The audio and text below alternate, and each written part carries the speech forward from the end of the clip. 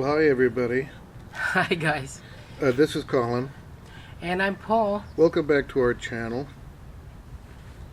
I'm sure you've missed us.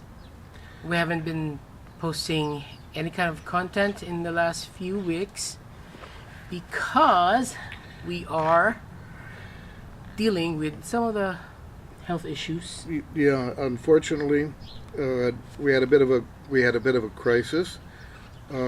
Several weeks ago, I had a stroke, uh, and so I'm in recovery right now. I'm mostly back, not all the way, but mostly back. I'm still dealing with a few side issues. Yes, thank goodness that there was no major damage, so to speak.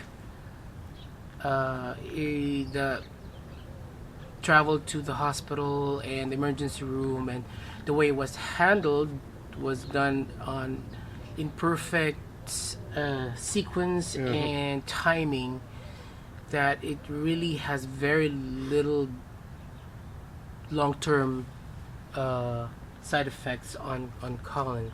True. And having a stroke is not a light matter at all. It's really a matter of life and death. It really is. Timing is very much the issue. Unlike a lot of other serious issues where it can be prolonged a little bit, uh, the brain, as you know, kind of controls everything.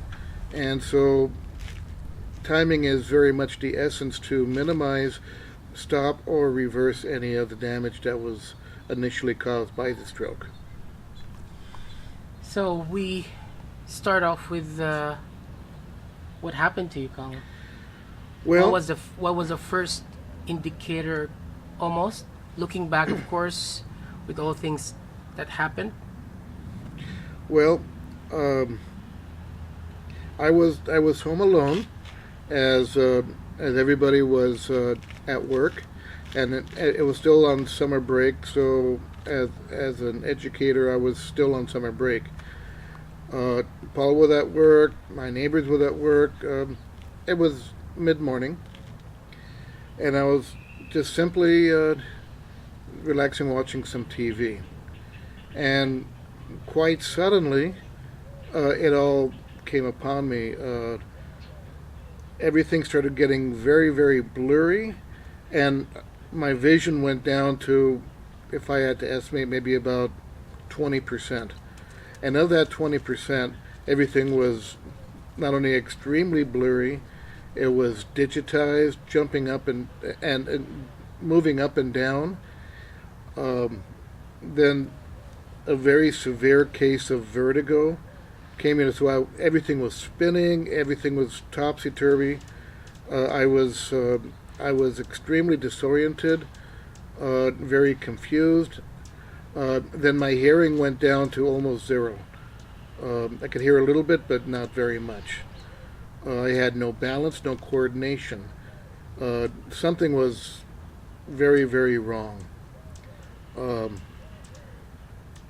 I knew I had to get to the hospital, but the question is how. I was alone. I knew I couldn't drive in that condition, and everybody gone. My speech was, I couldn't speak very much.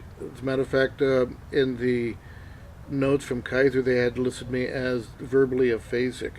So I had a very difficult time.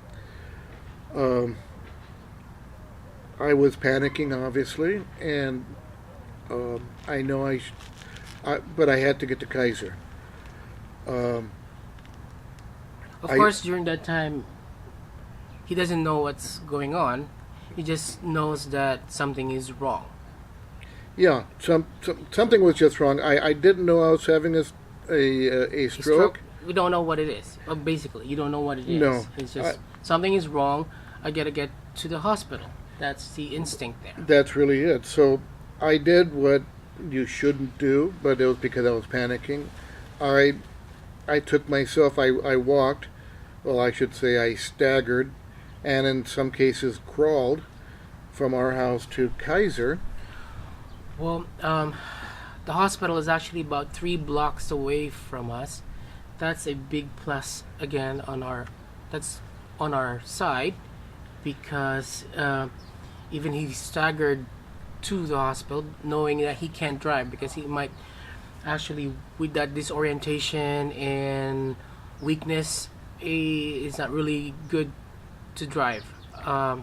However, um, of course that's not a very good decision because something can happen during the time you're walking. You can fall off the street, collapse in the street, and nobody would probably even care to know what's going on. They probably think you're drunk or something. Yeah, nowadays that's unfortunately the way society is. That you see somebody like that, we just turn a blind eye and just keep on going. Um, in that 3 blocks, I did have to traverse two major streets. Um, I don't know how I did it. I just somehow I did. It's really an instinct to survive, I guess. I That's guess all the things that we have. my brother-in-law said in the hospital when he visited me, and that was probably true. I don't know, is that it was probably my army instinct, my army training that just kicked in. That was my mission. I had to take that hill. I had to get there no matter what, and I guess that's what drove me there. I guess. But you should definitely call 911 Yes, and it's the not do first what thing. I did. Call 911 when you feel something is wrong. I mean, it's 3 blocks away from us, but it still took you a About good 45 minutes. few minutes to get to You that know. because of his condition. Somehow I think I called you. Yes. I don't remember. I think I did. Yes, I I received don't know a how I sounded or anything, but yeah. I received a phone. I received a phone call first. I didn't had a chance to answer because I have a patient. I'm in the in the health dentistry. industry, Yeah. so I didn't pick it up. And then when I got a chance for a little break between patients, did call him back, and it was frightening. To be honest with you, I've never been frightened in my life for him because he sounded like he couldn't get a word out and he was stuttering. So I know something is really bad is going on. And that time I think he was almost close to the hospital by that time. Um, but immediately I knew I had to leave. So I dropped everything. Thank God. I had just, just adrenaline kicked in. I dropped everything. I just went and left the office. I am about 5.3 miles away from our house, and about that amount of distance to the hospital. So I was driving. It probably took me 15 minutes from work to the hospital at the emergency room. You can just imagine what I was thinking during those 15 minutes of drive. Well, So it was as well. It was probably the most frightening thing I've ever had. I've been through many different traumatic things in my life. As well as many things through my military service.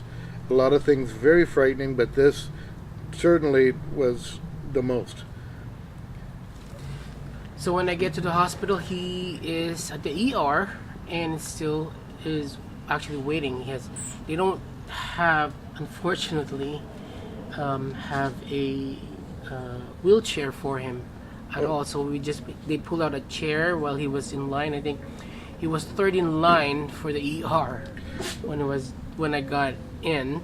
Well, that's a whole issue in itself. When I got to the hospital, not knowing again what I had, He went to to the urgent care. urgent care first No. because he doesn't know what he has. Well, I figured that instead of going on the sidewalk, I go through the hospital property. So if I was to fall or collapse or something, that there will be a lot of medical personnel there, and they could get me to where I needed to get to. But I went to the urgent care, which is at the other end of the hospital compound to where the ER was, and I had to stand in that line. There was I don't know 4 or 5 people ahead of me. When I finally got up to the front, they realized that something serious was happening to me, and they contacted a doctor there at the urgent care, and they said that I needed to go to ER right away. Now, unfortunately, they could not find a wheelchair there at the urgent care to take me to the ER. So somebody had to walk me over, and that took some time. We got to the ER, and the ER had no wheelchairs. I mean, that was kind of a crazy situation. Yeah, it's only really kind of negative part about Kaiser at that moment. But at that particular moment. Yeah. But the rest of Kaiser was spectacular. Yeah. So when he checked in, and they started kind of doing a triage and telling the nurse what's going on and all that. And so when I and actually Colin's sister also arrived at that time, and so when they're asking what's going on, and when we told them that he's probably having, did we actually say stroke? No, we didn't actually. We're just telling them that we didn't know what the symptoms were, and that his speech is really slurring, and it's really hard for him to get a word out, and it was stuttering. And then we said that's not his normal speech, aside from the fact, of course, that he is very weak. And so when we told that, the nurse on duty called something and did a code whatever, code pink, code rainbow. And all of a sudden the ER room opened up, and there's a flood of people, I think. There's a few of them that came out with, it's actually a stretcher. What do you call that? Anyways, Gurney? A gurney that came out, and he put him right quickly, and now we're kind of knowing that it's a code stroke. Mm-hmm. I don't know what code they use, but then I was following them to the ER, and they were assessing him. The ER doctor was there, and the nurse. There were 2 nurses. I think there's a whole team. There was 2 teams of people. I think there's a lot of people there. And they were assessing him and all that. Yeah, smile for me, raise your hands. You know, squeeze my hand, this and left and right and all that. I was watching. You know, I don't know if you've ever seen TV shows, like medical TV shows, and it's kind of close to that, really. Like you're watching the nurses and the doctors doing. It was all like fast paced. Knowing that now this is a stroke, that time is of an essence. So they were talking to me and his sister about when was the last time I left the house, and when was the last time we thought he's still in the normal. They're trying to gauge time, because in stroke, as to the people might know, to the 3-hour window. It's a 3-hour window for a very strong anti-clot it's called medication. Called TPA. It's TPA, or the tissue plasminogen activator. That should be given within a 3-hour period. So the doctors and the nurses were determining if he's eligible for that and all that, because it's a life or death situation to give that medication. It's either help you very well, which turned out to help him really well, or it can cause more damage, or you can not even be eligible to get it because of the time period, and also if he has any other health issues that might prevent him from getting that medication. The thing with TPA is that if it's given after that 3-hour window, it will not be effective, and whatever damage was caused by the area of the brain that the stroke hit, then it just becomes permanent, and sometimes worse. So that's why they have to really ascertain when the event actually began, and if you're within that window for them to even consider using that as a treatment source. Yeah, so actually the doctor, what do you call that? Neurologist? The neurologist actually was not even present at the ER. What you have is a video screen where the neurologist was talking to us and to him at the same time. Very space age, very It's very high 21st tech. century. So yeah. he's actually making that determination of whether to give him TPA or not by just on the screen and looking at him and all that. So And in reading the transcripts of that, because it is such a dangerous drug and such a highly controlled drug, you even read in the transcripts. Now the doctors telling the neurologist now taking out TPA, now administering. Now the doctor is yes, now he's also aware of timed. it. Now it's being administered, and Yeah, there's I saw it. There's a timestamp on the drip. That like they said the TPA drip started at 11:42 a.m. and the end of the drip at 11:50. yeah. So it was very well because of the dangerous nature of the drug. I know. So I know. During all that, I felt so cold, so incredibly cold. yes, It it was was just, you were actually hypothermic at the ER. and I know that I had a very, very difficult time staying awake, staying conscious. I Yes. seem to remember. Yes, after the administering the TPA, he has to be conscious. So he cannot drift to sleep. So that's hard for him because, of course, with all the things going on and adrenaline and all that, and every 15 minutes from the time the TPA was administered for about a period of I think 2 or 3 hours. Every 15 minutes he is given those tests of, squeeze my hand left or right, do you feel this, do you feel that, smile for me, and for me being in the dentistry, when we try to determine stroke, we always say stick your tongue out and to see if it kind of deviates towards one side. So I was watching that and also on the side asking him to do it for me because I said I want to find out what's going on. But of course, before the TPA was administered, there's so many tests that were given, blood tests, and important was the CT scan to determine this clot. So the TPA is what I would say is the Drano of the blood vessels because it dissolves blood clots. So Yeah, it was a very frightening thing, and the doctors and the neurologists and attendants and nurses and everybody in the ER was just extraordinary. Their brand of care and attentiveness and they're all very nice and their friendliness and it helps it did. And for they're people like me who's kind of like really flustered and freaking out and and freaking and out people about like what's me going who was on, actually they're freaking out. They're being very calm in that situation really helped a lot. and it helped a lot that they're Filipino nurses. Well, yeah, because they're they're the Because best. of course they're the best.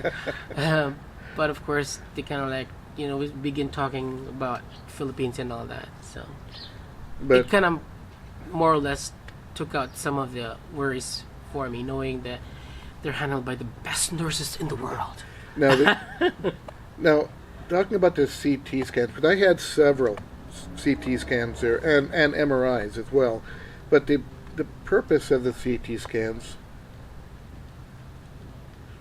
it Oh, it, what?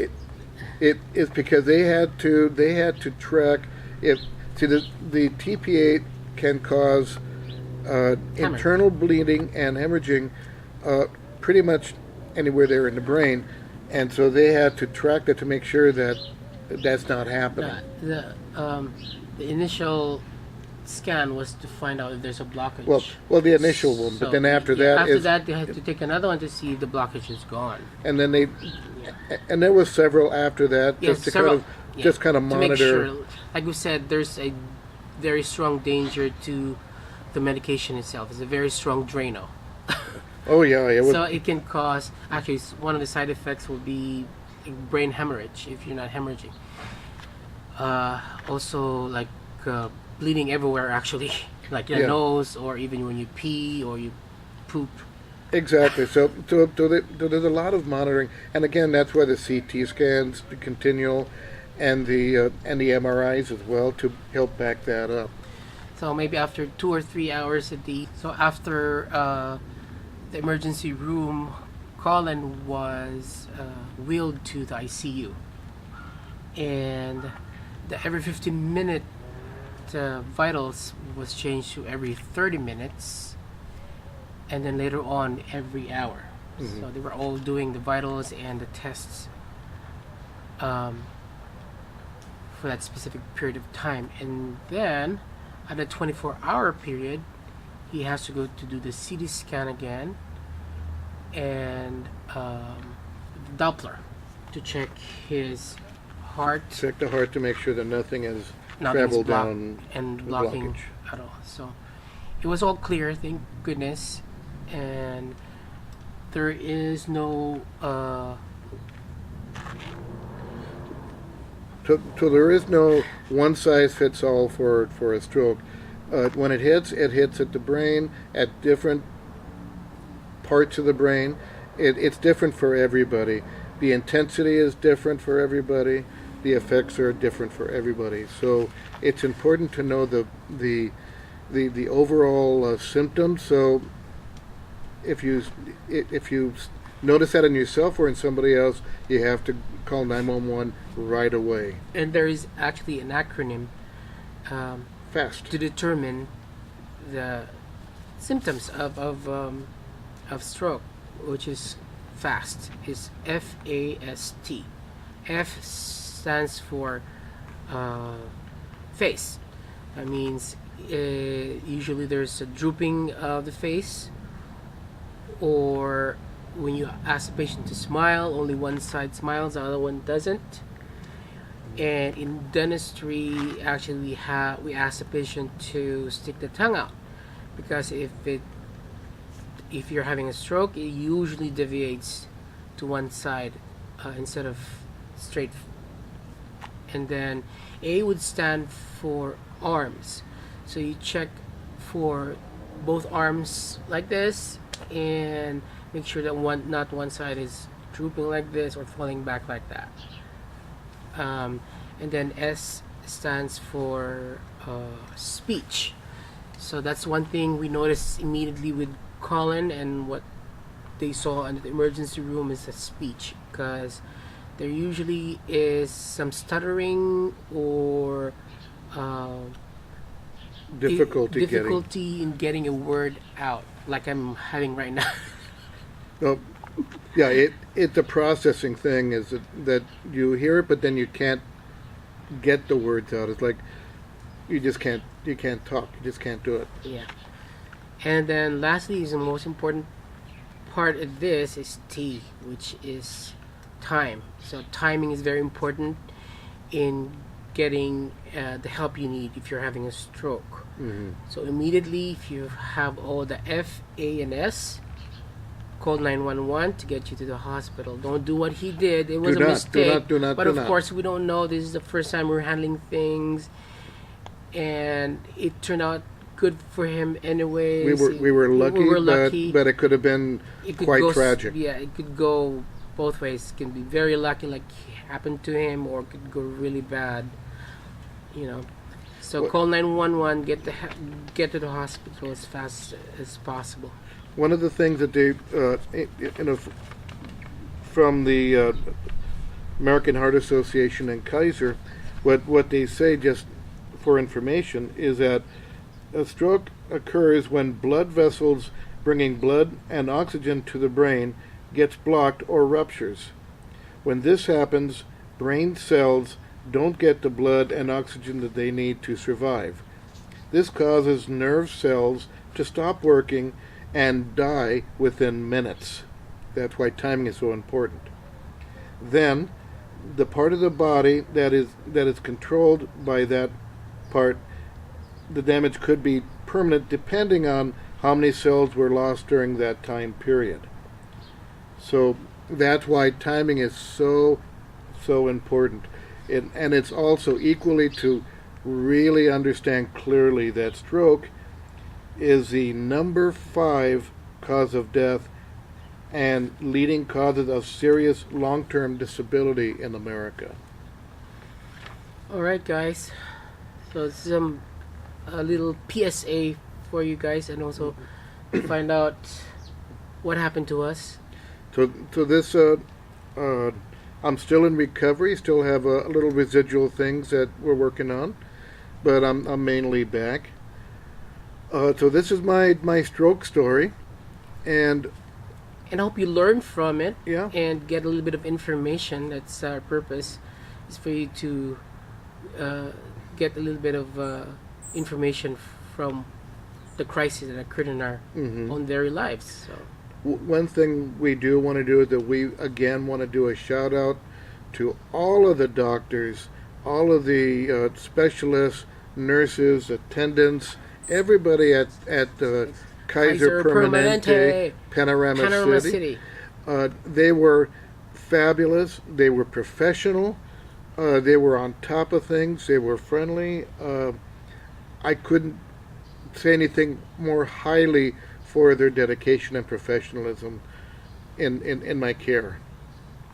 And knowing about hospitals, I've been to a lot of different ones for my mom and my dad. So I'm kind of comparing things between, but I would say the ones at Kaiser, at least the ones that took care of Colin, are the most friendliest of all of them.